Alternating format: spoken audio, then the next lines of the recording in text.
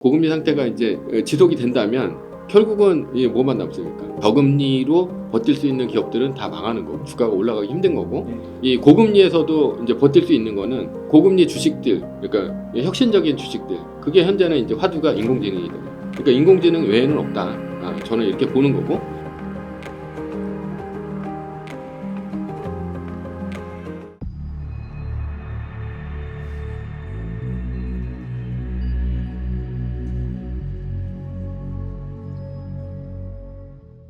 그리고 뭐 미국 주식을 사면 또 배당도 들어오고 뭐 마이크로소프트 배당합니다. 그리고 주가도 올라가고 애국하는 거예요. 그러니까 일본이 망했어도 계속해서 무역 흑자가 나는 게 상품 수지로 무역 흑자가 나는 게 아니라 자산으로 무역 흑자가 나거든요. 그러니까 그 부자가 됐을 때 엄청난 자산을 그 일본 엔화 캐리로 해서 엔캐리 트레이드로 해서 엄청나게 그 미국 자산에다가 이제 그 투자를 해놨죠, 전 세계적으로. 그렇기 때문에 지금 그 이 자산 소득으로 해서 엄청난 돈을 벌어들이고 있어요. 가만히 앉아서. 그러니까 우리나라 사람들도 이렇게 미국 자산에 투자를 해가지고 한국 주식만 투자를 하면 이 달러가 올라가는 이득은 전혀 못 보잖아요. 그러니까 그만큼 투자를 해가지고 벌 수 있는 거. 그러면 뭐 그만큼 원화가 떨어지면 뭐 국내 생활자들은 좀 힘들겠지만 수출하는 데 있어서는 좋은 거고, 그리고 달러 표시 자산에 투자한 사람들 같은 경우는 또 이제 부자 되는 게 훨씬 더 좋은 거니까 그 달러 표시 자산에 투자하는 게 더 낫지 않을까. 이렇게. 그 비트코인도 포함되나요? 달러 표시 자산에? 그렇죠. 비트코인. 근데 이제 국내에서 사면 그게 이제 원화로만 표시가 되니까 그 비트코인은 이제 그 달러 버프라고 해서 그거는 좀 못 받죠. 근데 이제 ETF가 출시가 됐으니까 ETF를 사면 아마도 훨씬 더 이제 그게 되죠. 근데 ETF가 국내에 그때 뭐 상장을 한다 안 한다 이런 얘기가 있어서 그때 그게 한국에서 살 수 있을래는 모르겠어요. 근데 만약에 ETF 그 비트코인을 ETF로 산다면 달러 자산에 투자한 거와 비슷하죠. 그렇군요. 혹시 그 한국 부동산은 좀 어떠세요? 한국 부동산에 투자하는 거? 뭐 한국 부동산에 투자하는 것도 나쁘진 않습니다. 나쁘진 않은데 저는 이제 1가구 1주택을 좀 지키라고 얘기를 하는 편입니다. 왜 그러냐면, 그러니까 다주택자들이 요즘 문제가 굉장히 많이 되고 있어요. 그래서 갭 투자 해가지고 뭐 100채씩 사고, 그런 다음에 오르면 내 돈, 떨어지면 네 돈, 뭐 이런 식으로 해가지고 투자를 하다가 뭐 형사처벌도 받고 사기죄로 해가지고 들어가기도 하고, 아예 이제 법인 같은 거 차려가지고 그렇게 했는데, 그게 예전에는 통했지만 그때도 저는 이제 부동산 투자를 할 때도 이렇게 갭 투자를 하고 이런 사람들을 보면서 이게 좀 위험하다. 저도 이제 갭 투자를 예전에 했습니다. 그래서 항상 이 위험하지 않은 거에 대한 갈망이 있었어요. 왜냐면 한 100채를 갖고 있어요. 근데 뭐 전세가 이제 확 떨어져가지고 전세를 이제 돌려달라고 얘기를 합니다. 근데 떨어지면 한 개만 떨어집니까? 100개가 동시에 떨어지고 매달 이제 전세 들어오는 사람도 있을 텐데, 내가 돈을 갖고 있는 게 아니라 갭을 투자했다는 얘기는 전세를 끼고 샀다는 얘기잖아요. 그렇게 되면 그 전세금이 계속 돌아오니까 그냥 바로 망하는 거죠. 지금 상황 같이 전세 가격이 이제 떨어지고 이렇게 된다면 바로 망하는 그런 상황이 되기 때문에 절대적으로 이 갭 투자를 하지 말아라. 근데 갭 투자를 하는 이유는 사람들이 돈이 없기 때문에 갭 투자를 하게 된다라는 거죠. 그래서 저는 이제 돈이 없이도 살 수 있는 방법이 뭘까? 그리고 안전하게 투자를 할 수 있는 방법이 뭘까라고 했을 때는 결국은 강남 아파트 같은 그런 아파트를 한 채에 갖고, 그러니까 1가구 1주택으로 갭 투자를 하는 게 제일 낫다. 여기서도 이제 갭 투자 얘기가 나오긴 하는데, 그럼 언제 갭 투자를 하냐? 그러니까 현재는 힘들어요. 현재는 힘들고 거주 요건도 이제 없앤다고 했는데 없어질지도 어쩔지 모르겠고, 근데 진짜로 총선 이후에 어떻게 될지는 잘 모르겠어요. 지금은 뭐 총선 전에 다 뭐 PF라든가 이런 게 부실이 있어도 나라에서 이제 막아주고 했었는데, 총선도 끝났고 하기 때문에 계속해서 나라에서 나라 돈을 넣어가면서 민간 기업들을 다 살릴 수는 없거든요. 태양건설이나 뭐 이런 것처럼. 그래서 이게 부실이 터지면 그러면 이제 언젠가는 불황이 한번 옵니다. 오는데 올 때가 되면 이때는 이제 일반 매매가 아니라 경매 같은 경우로 그 대출에 대한 모든 제약을 풀어줄 때가 와요. 그게 이제 2012년도 이때도 그랬고, 옛날에 IMF 때도 그랬고, 이게 지금 보면 사이클상으로 보면 이때 이제 거의 왔거든요. 이게 한 12년 주기로 본다면, 12년 한 15년 주기 정도로 본다면 왔는데, 그러면 대출을 다 풀어줬을 때 예를 들어서 20억짜리가 한 10억까지 빠졌다라는 거죠. 예. 뭐 그렇게 잠깐 빠질 때도 있었잖아요. 예. 그러면 여기서 지금 10억짜리가 됐어도 내가 사지를 못하는 게 왜 못 사냐? 10억이 없잖아요. 예. 그래서 대출을 풀어줘야 되는데 대출은 DTI, LTV 여기 다 막혀 있다는 거죠. 근데 경매로 타면 예, 그게 풀릴 수도 있는 건데 근데 아직은 안 풀렸어요. 예, 그래서 살 수는 없습니다. 근데 너무 어려워지면 이걸 풀어줍니다. 예. 풀어주면 일반 매매로는 일반 시중은행에서는 못 사는데 뭐 그 어떤 지방에라든가 뭐 이런 그 취업이나 뭐 지역 단위 이제 농협이나 이런 데서는 경매 잔금 대출을 합니다. 네. 그럼 그게 한 90%까지 나와요. 네. 그럼 10억이면 9억까지 대출을 받죠. 대출을 받으면 그러면 한 1억에 이제 월세 얼마? 예, 월세 한 300. 근데 이제 9억에 대해서 이자를 내야겠죠. 그럼 그때는 이제 손해를 좀 보는 거죠. 보면서 이제 버티는 겁니다. 예. 버티게 되면 그걸로 이제 이자를 까나가는데 까나가고 뭐 거기서 종부세도 내고 뭐 그러긴 하겠죠. 예. 근데 얘가 만약에 다시 20억이 된다면 그때는 이제 팔 수 있는 기회가 되는데 그때 다주택자는 문제가 되는 게 다주택자가 팔 수 있는 기회는 영원히 없습니다.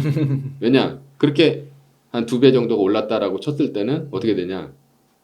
세금을 2주택자는 75%, 3주택자는 82.5% 이렇게 때리면서 아예 그냥 이익 환수를 해버리기 때문에 팔 수가 없습니다. 근데 1주택자는 9억까지는 이제 양도세가 면제잖아요. 네. 네. 그러니까 만약에 10억이 올랐다. 9억까지 양도세를 면제. 1억에 대해서만 내는 거죠. 그렇게 되면 1가구 1주택자는 남들이 아무도 못 팔 때 나만 팔 수 있는 거예요.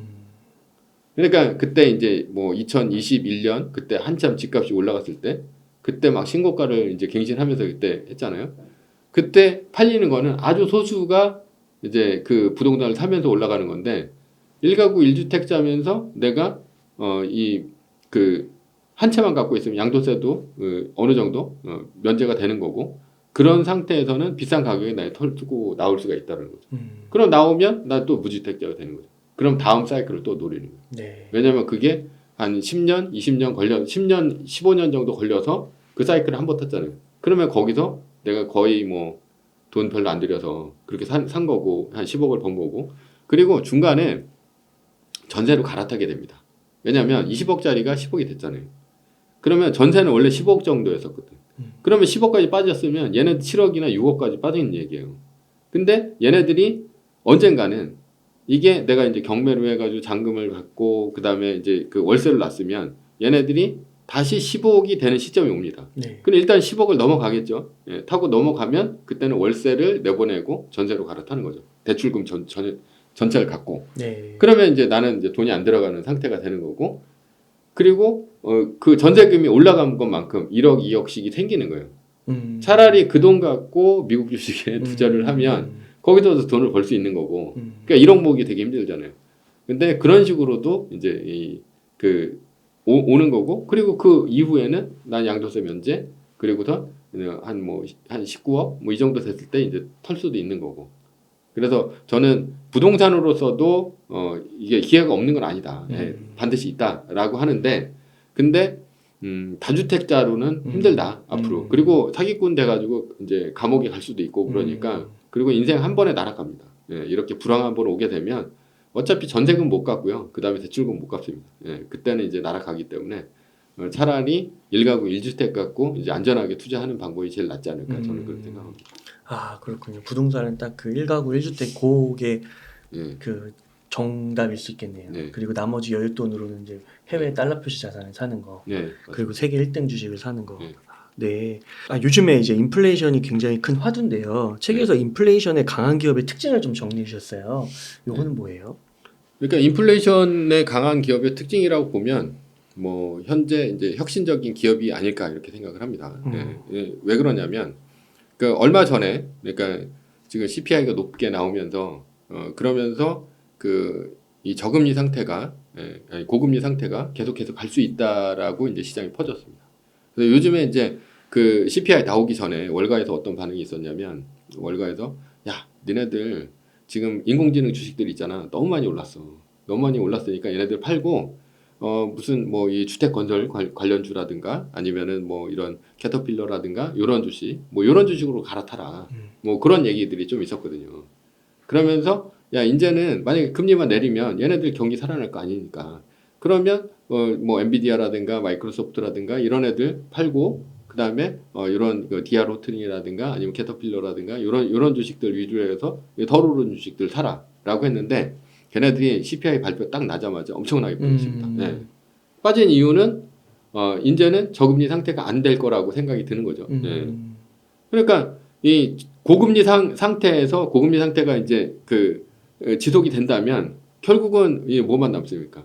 저금리로 버틸 수 있는 기업들은 다 망하는 거고, 그러니까 뭐 망한다기보다는 주가가 올라가기 힘든 거고, 네. 그리고 이 고금리에서도 이제 버틸 수 있는 거는 그 고금리 주식들, 그러니까 혁신적인 주식들, 그게 현재는 이제 화두가 인공지능이잖아요. 그러니까 인공지능 외에는 없다.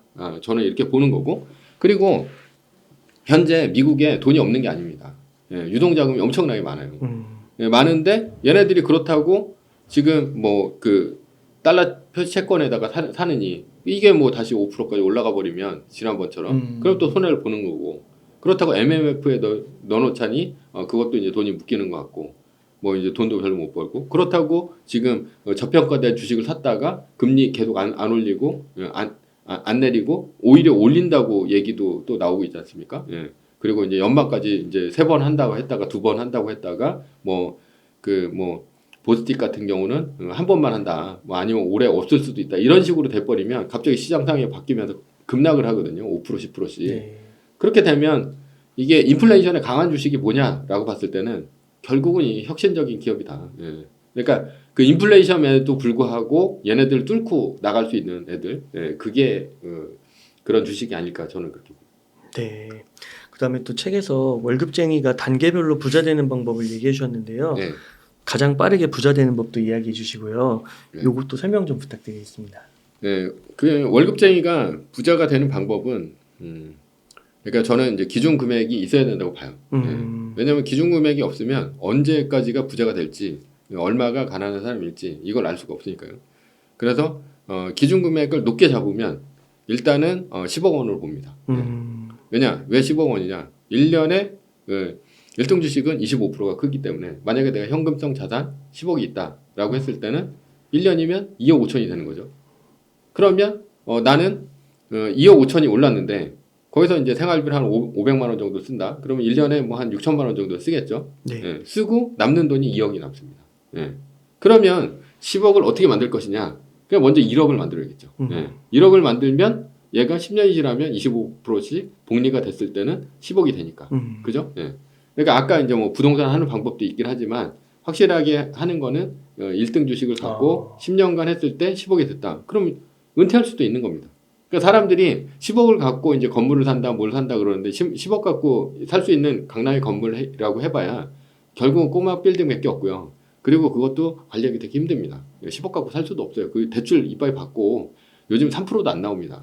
얘네들이 매매가를 올려가지고 파는 방법인데 요즘 같은 불황에 매매가를 올려서 팔 수 있다? 호황이 올 때까지 기다려야 되는데 그동안에는 내가 은퇴를 할 수 없다라는 거죠. 그러니까 확실한 방법은 차라리 현금성 자산을 10억을 갖고 있는 게 부자고 그게 이제 우리나라로 보면 부동산 자산을 빼고 현금성 자산 10억을 갖고 있는 사람이 상위 1%입니다. 많지가 않아요. 그러니까 부동산은 어떻게 보면 약간 내 돈이 아닌 그런 상황. 예.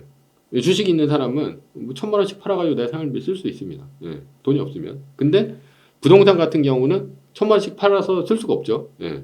대출을 받아야 되는데 대출 받으면 이자가 나가고, 예. 그리고 기존에 대출이 있으면 대출을 더 못 받죠. 그러니까 특히나 또 그 양도세도 내야 되고 또 팔리지도 않고 오히려 불황에는 그러니까 차라리 그렇게 1등 주식을 그렇게 하는 게 낫고. 그리고 저는 현실적으로 봤을 때 예를 들어서 이렇게 살 수도 있다고 봐요. 그러니까 예를 들어 한 우리나라의 평균적인 월급, 그러니까 연봉이 얼마냐 한 4,200만 원 정도 됩니다. 네. 4,200만 원 정도 되는데 이제 혼자 산다고 봤을 때요. 이 사람이 만약에 1등 주식에 투자를 한다. 그러면 어떻게 투자를 하냐? 자산이 전혀 없어요. 그러면 이제 한 달에 뭐 한 4,200만 원이면 한 달에 한 400만 원 한 300만 원 정도가 된다고 치고 400만 원 정도를 번다고 쳤을 때 그 한 200만 원 정도를 저축을 하는 거죠. 200만 원을 쓰고 200만 원을 저축을 합니다. 저축을 하면 이게 이제 평균적인 거예요. 우리나라에서 평균적인 거로 봅니다. 그래서 200만 원씩 저축을 해가지고 10년이 지나면 2억이 됩니다. 2억. 그죠? 그냥 모았을 경우는 10년이 지나면 2억이 되는데 2억이 되면 얘가 25%씩 만약에 큰다고 했을 때 그러면 얼마가 됩니까? 5천만 원이 되는 거예요. 그 2억이 되면 25%씩 그러니까 2,500, 2,500이니까 5천만 원이 되죠. 그러니까 5천만 원이면 내가 은퇴할 수도 있는 거죠. 이 2억이 그대로 있으면서 계속 25%씩 큰다면 난 은퇴를 할 수도 있는데 근데 그게 그렇게 은퇴를 할 수 있는데 자 주식은 뭘 할 수 있냐면 세계 어느 나라나 갈 수가 있는 거예요. 그러면 꼭 우리나라에 살 필요가 없다는 얘기죠. 우리나라에서는 그렇게 그 5천만 원 갖고 살 수 있는 그 범위 자체가 아주 럭셔리하게 못 삽니다. 그렇죠. 왜냐하면 집도 있어야 되고 월세도 내야 되고 사는 이제 그런 것들이 힘든데 예를 들어서 동남아나 뭐 이런 쪽으로 간다라고 했을 때는 제가 이제 그 뭐 동남아에서 사는 이제 유튜버들이라든가 이런 사람들 이제 쭉 보고 했었는데 그 사람들이 뭐 한국처럼 사는 거는 아니에요. 한국 음식을 먹고 이런 건 아니지만 현지 음식을 먹고 그냥 한식도 한 끼 정도는 먹는다고 하더라고요. 그리고 휴대폰 쓰고 그 다음에 24평짜리 아파트. 그리고 우리나라처럼 얘네들이 전부 풀옵션이 다 돼 있습니다. 들어가서 이제 몸만 있으면 돼요. 그냥 혼자 산다고 했을 때. 그러면 얘네들이 150이면 충분히 먹고 살 수가 있다라는 거죠. 그러니까 그것보다도 더 적은 금액으로 은퇴할 수 있다는 얘기가 되는 거고. 왜냐하면 그런 옵션이 있었을 때 내가 어느 날 갑자기 회사에서 잘릴 수 있잖아요. 요즘에 40대만 돼도 이제 권고사직이라든가 명예퇴직 계속 이제 들어오는데 내가 만약에 뭐 요즘에 이제 결혼 안 한 분들도 꽤 많이 계시니까 그리고 목표를 잡았다. 그러면 200만 원씩 저축을 하면서 2억을 만든 다음에 10년이 지나서 그러면 만약에 27살부터 시작을 했다 그러면 37살이면 2억이 되겠죠. 근데 그것도 이게 5년이면 가능한 게 200만 원씩 그 복리로 투자를 하면 2,000만 원씩 2,100만 원씩 복리로 투자를 하면 5년 만에 25%씩 또 크기 때문에 그것도 그래서 5년 만에 2억이 만들어집니다. 그러면 그 돈을 갖고 이제 해외로 뜨는 거죠. 뭐 베트남이라든가 아니면 태국이라든가 아니면 이런 쪽에 떠서 거기서 이제 자유롭게 생활을 하면서 자기 이제 일에서 벗어나는 거예요. 그럼 27살에 시작했으면 32살이면 은퇴를 할 수가 있는 거예요. 그 꼭 10억이 아니더라도 10억이면 너무 멀잖아요. 시간이. 그러니까 결혼 안 했을 때, 결혼 안 했을 때, 아니 이혼했을 때. 그렇게 해서 그 200만 원을 세계 1등 주식을 사서 그렇죠. 25% 복리로 해서 빠르면 5년, 뭐 길게 봐도 10년 이렇게 해가지고 그렇게 생활비를 줄이는 방법도 있다. 그렇죠. 사용을 살아가는 방법. 한국에서 살 수도 있지만 한국에서 살면 생활비가 너무 많이 드니까.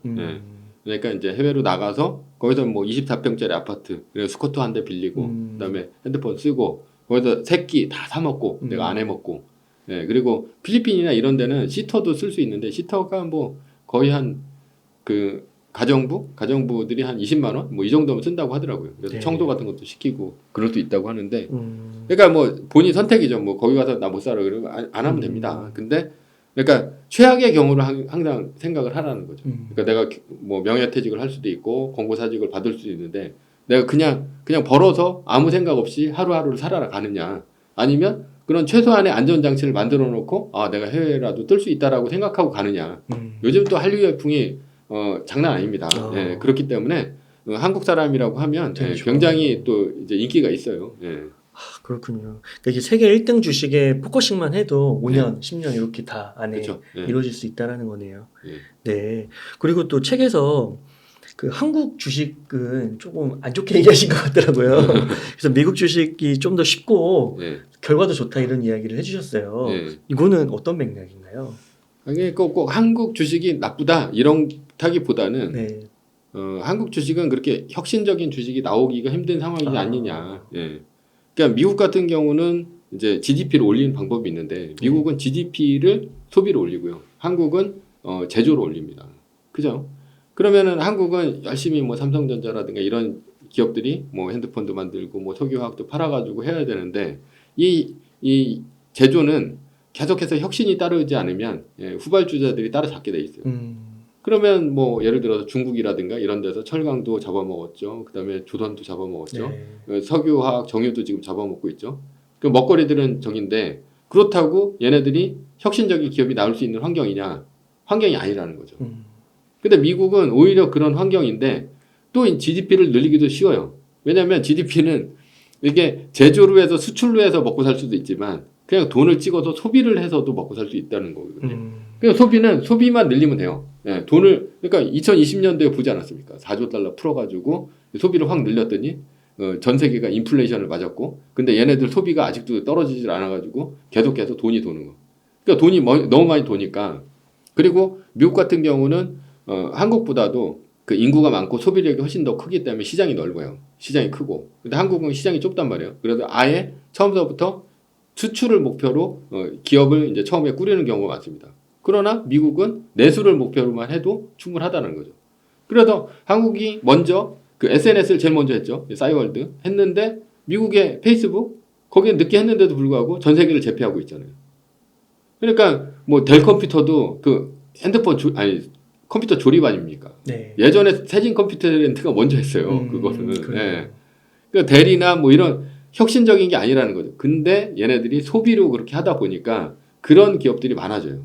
그리고 그렇게 돈이 많으니까 또 이제 벤처 캐피탈이라든가 이런 돈을 대줄 수 있는 쩐주들이 굉장히 많습니다. 그러면 그 쩐주들이 그런 혁신 기업들을 찾아가지고 엄청나게 돈을 집어넣어 주면 얘네들이 그 내수시장을 통해서 커나가는 거죠.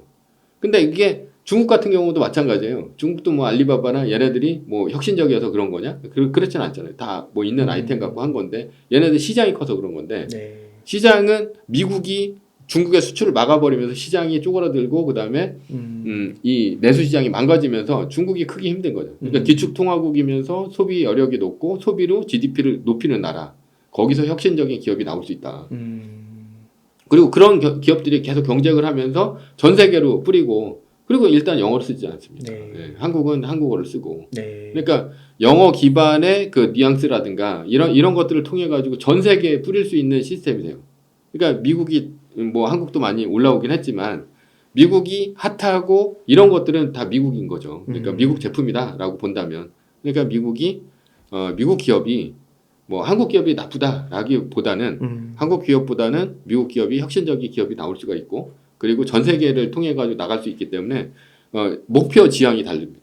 전 세계를 통해서 그러면 더 많이 주가가 오를 수가 있는 거죠. 그리고 더 많이 더 오랫동안 왜냐하면 세계를 무대로 하게 되면 뭐 결국은 계속해서 네버 엔딩으로 간다는 얘기입니다. 왜냐하면 이제 전 세계 시장이 더 넓어질 수는 없으니까 화성 가서 물건 팔 수는 없지 않습니까? 그러면 지구 안에서 팔게 되는 거고 그게 1등이 되는 거고 그 다음서부터는 달러의 가치가 낮아지면서 뭐 다시 혁신을 한다든가 아니면은 또 뭐 새로운 하나 먹거리 잡아가지고 거기서 또 이게 혁신이다라고 해서 뻥튀기 해가지고 또 하는 거가 있지 않습니까? 그러니까 애플이 스마트폰을 만들면서 얘네들이 혁신적인 기업이다 이렇게 해서 컸고 그 다음에 테슬라가 전기차를 만들면서 기존에 있는 내연기관차를 잡아먹을 거다 해서 크는 거고 그 다음에 다시 뭐 마이크로소프트가 인공지능을 하면서 그렇게 큰 거죠. 애플은 인공지능을 먼저 했으면 만약에 스마트폰 다음에 인공지능으로 해가지고 더 많이 마켓 사이즈가 넓어졌겠죠.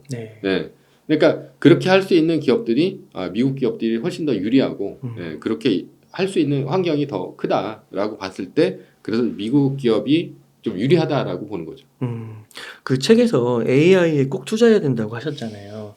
그 AI의 미래를 이끌 기업은 MS로 생각하면 될까요? 그러니까 뭐 MS 외에도 뭐 여러 가지 있죠. 뭐 MS는 오픈 AI고 손잡고 하고 있고 그 다음에 뭐 지금 엔비디아라든가 아니면은 여러 가지 그 뭐 메타라든가 아마존이라든가 이런 기업들이 있는데 뭐 근데 이제 거기서 엔비디아는 지금 굉장히 도전을 많이 받고 있는 상태예요. 그래서 요즘 주가도 좀 그 어떻게 보면 약간 좀 견제를 받고 있다. 그래서 이제 900달러를 이제 잘 넘지를 못하고 900달러 언저리에서 계속해서 이제 횡보를 하고 있는데 그게 한 달 전까지만 해도 그냥 바로 애플은 제칠 줄 알았어요.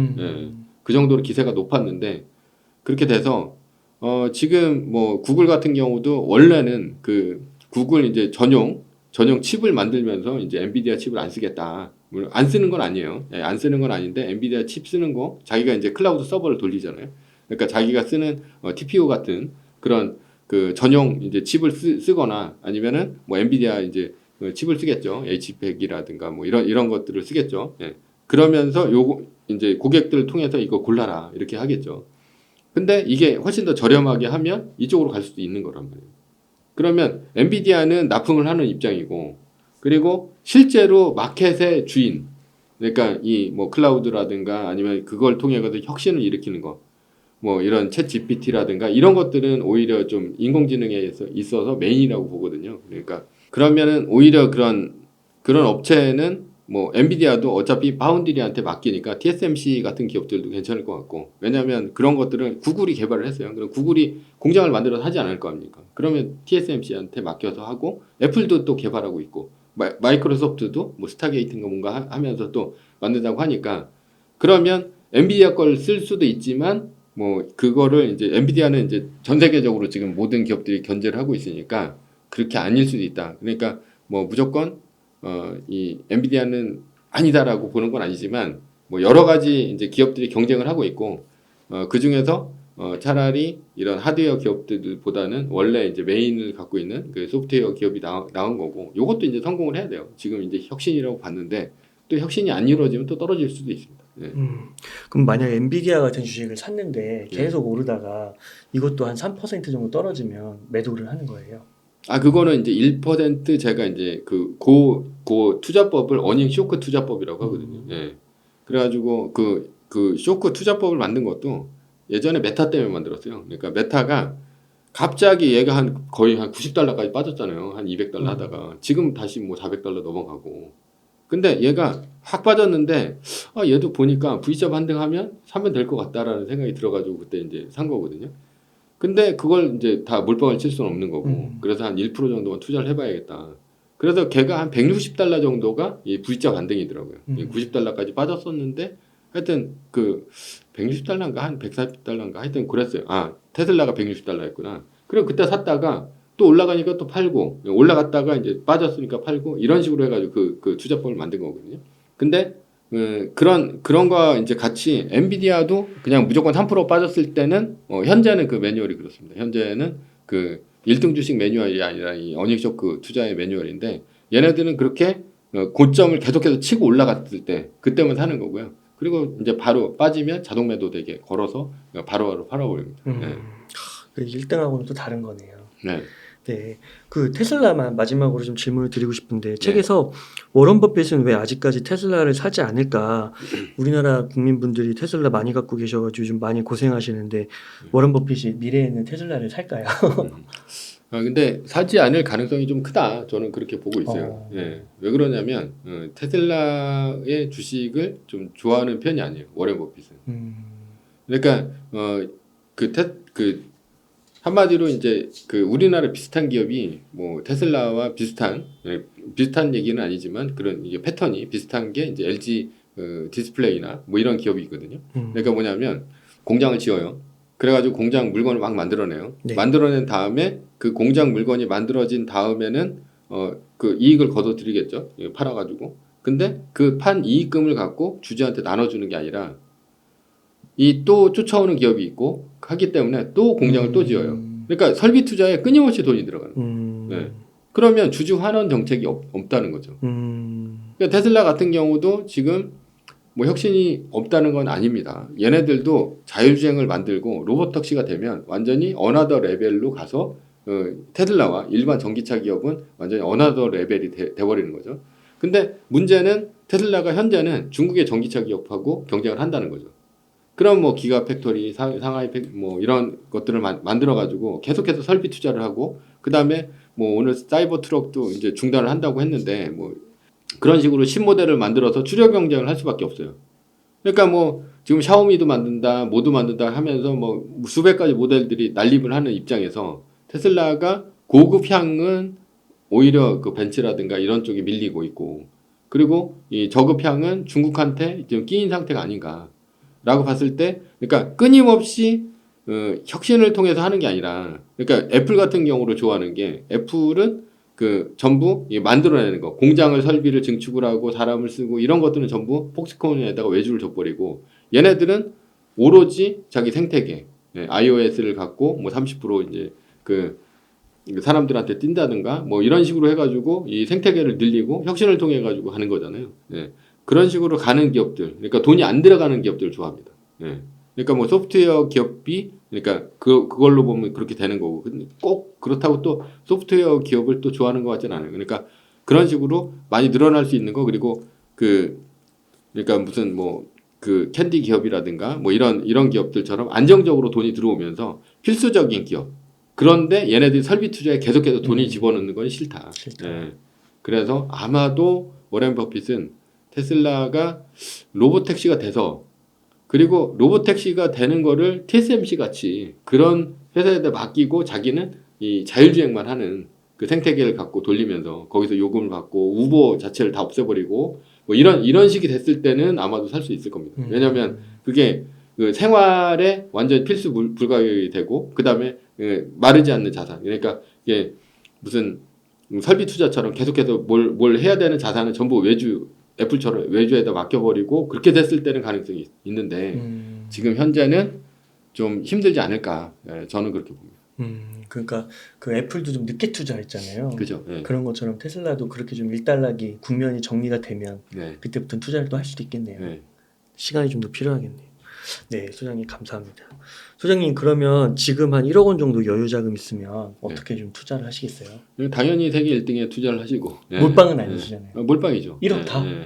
몰빵이죠. 당연히 몰빵이고 그리고 뭐 한 1%씩만 띄어서 그렇게 이제 어닝 쇼크 투자법으로 해서 이제 투자를 하게 그런 식으로 하는 거고 그리고 이게 이제 10년 지나면 결국은 뭐 10배가 되는 거고 20년 지나면 이제 100배가 되는 거니까 그렇게 해서 이제 부자가 될 수 있는 겁니다. 그러니까 몰빵 안 하면 돈을 벌 수가 없어요. 분할 투자를 하잖아요. 그럼 5개 오르고 5개 떨어지잖아요. 그럼 결국은 똔똔입니다. 부자가 못 됩니다. 오히려 5개를 골라냈다는 것 자체가 되게 신기한 거죠. 어떻게 오르는 종목 5개를 골라내요? 5개밖에 안 떨어졌는데 5개 고르면 그러니까 뭐 10개를 골랐다. 그러면 2개, 3개만 오르고요. 나머지는 다 떨어집니다. 그잖아요. 예, 대부분. 예, 그러니까 부자가 못 된다니까. 몰빵을 쳐야지 부자가 된다. 그 MS가 애플처럼 25%씩 클까요? 아니 그러니까 1등 주식은 그렇게 커왔다니까요. 그러니까 미국 가셔야지. 미국 가는 거죠. 믿을 게 없습니다. 네, 감사합니다. 그러면 소장님 오늘 그 이제 신간 지속적으로 기회 잡는 법 이렇게 갖고 귀한 인사이트들 많이 나눠주셨는데요. 끝으로 시청자님들께 뭐 책에 대한 한 말씀도 좋으시고 강조하고 싶으신 말씀 있다면 좀 부탁드리겠습니다. 예, 뭐 지속적으로 기회 잡는 법을 읽어보시고 부자가 되시는 게 저로서는 좀 중요하고요. 좀 신간이 2년 만에 오래간만에 나왔으니까요. 뭐 이렇게 투자를 하셔서 모두 부자 되시는 뭐 회원분들 많아지시기를 저는 기원하겠습니다. 감사합니다. 네, 감사합니다. 이렇게 해서 조던 김장섭 소장님을 모시고 이야기를 나눠봤습니다. 긴 시간 동안 유익한 사이트 많이 나눠주셔서 감사 말씀드립니다. 오늘 고생 많으셨습니다. 고생 많으셨습니다.